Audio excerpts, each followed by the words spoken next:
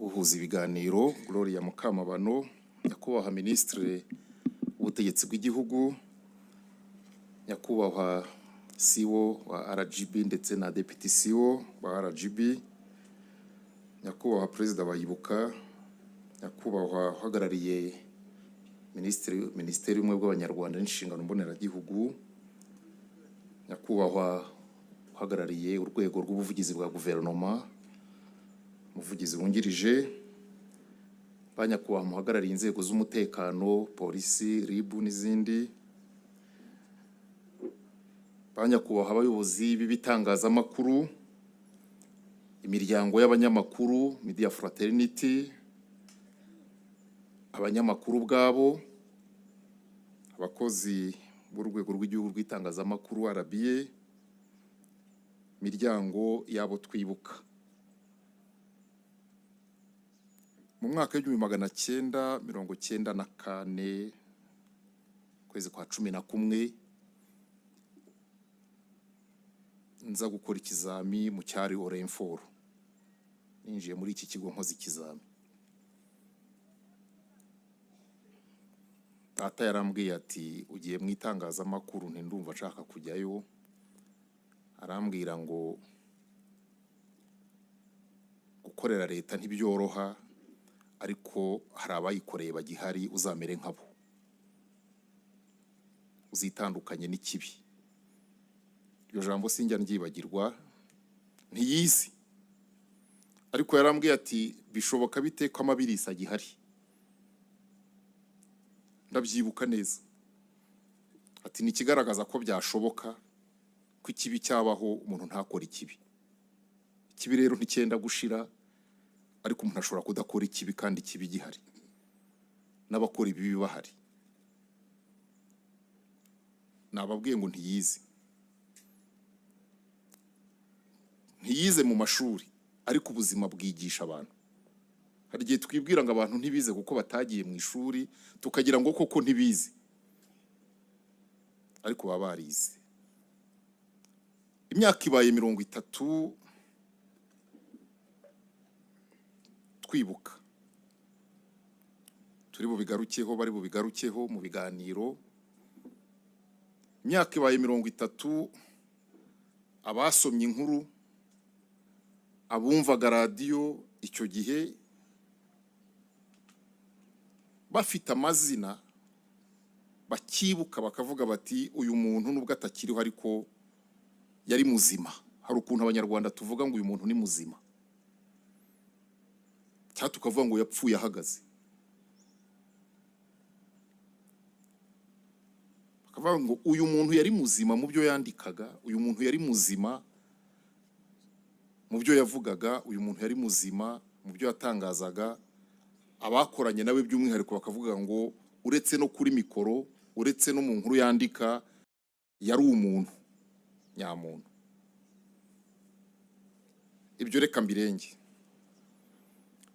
Vuge ngo turi hano twibuka muri uru rugo rwa RBA, yahoze kera yitwa Orenforo, twibuka abanyamakuru. Ntabwo tuvuga abanyamakuru ba Orenforo n'abandi, bari abanyamakuru bose. Ni umukoro wo kugira ngo dusubize amaso inyuma, tuvuge ngo bari abagabo bahagaze neza, barabizira. Hari abishwe bazira aho bakoraga, hari abishwe bazira ko bavugaga cyangwa bandikaga. Ariko ngewe mu kanya nibwo natekerezaga ngo ariko icyo gihe Radio Rwanda Orenforo ko yari irinzwe n'abagombaga kuharinda, kandi nka hamwe mu hantu hari strategique, byari byoroheye umututsi kwinjiramo. Si ukunyuraho bati karinjiye mu gasake kurusha abandi. Babanje gupfa bahagaze, kwicwa bahagaze, gutotezwa, gucunaguzwa, ariko no kwicwa n'icyo bita content. Mu kanya twari mu kiganiro live, umwe mu banyamakuru aravuga ati ariko abanyamakuru ko twumva byinshi, burya twe ntibitwica. Se nimutekereza umuntu wagiye gufata niba ataremeranywaga nayo n'irya disikuru ya Mugesera kandi agomba kuyizana kuko ari akazi. Uwo ni umunyamakuru, burya twayumvise kuko hari umunyamakuru wari uriyo, hari umutekinisiye wari uriyo. Nimutekereze uwagombaga kumufasha kuyeditinga cyangwa kuyitambutsa atemeranywa nayo, kandi ivuga ngo ni mwebwe tuzica. Twumva byinshi, tukamenya byinshi, tukabona byinshi, kandi si ntiteguye kureka rimwe na rimwe imvugo z'urwango, ubuhezanguni n'ibindi. Turi hano twibuka bitarashize mu bihugu bimwe na bimwe kandi bitari kure, nubwo byaba kure isi yabaye nk'umudugudu. Turagira ngo rero miryango yabo twibuka, mu izina ry'abakozi b'ikigo cy'igihugu cy'itangazamakuru RBA, mu izina rya Media Fraternity, tubaha ikaze muri uru rugo. Twakifuje kuba turi kumwe n'abanyu, yo tuza kuba twaraje tubasanga bariho nkuko ari abo twasanze bariho, byari kuba byiza kurushaho. Ntibahari ariko turahari kugira ngo tubibuke, turahari kugira ngo tuvuge ko bidakwiye kongera, kandi itangazamakuru nyakubahwa ministre ryarabivuze kuva muri 1995 ishyirahamwe ry'abanyamakuru rijyaho ryahagurukiye kuri iryo jambo rivuga ngo no, twitandukanyije n'ibi. Nagize rero umugisha wo kuba muri iryo tangazamakuru rivuga ngo oya, ngira n'umugisha ariko cyangwa ibyago byo kujya kureba n'aho abo bantu baburana,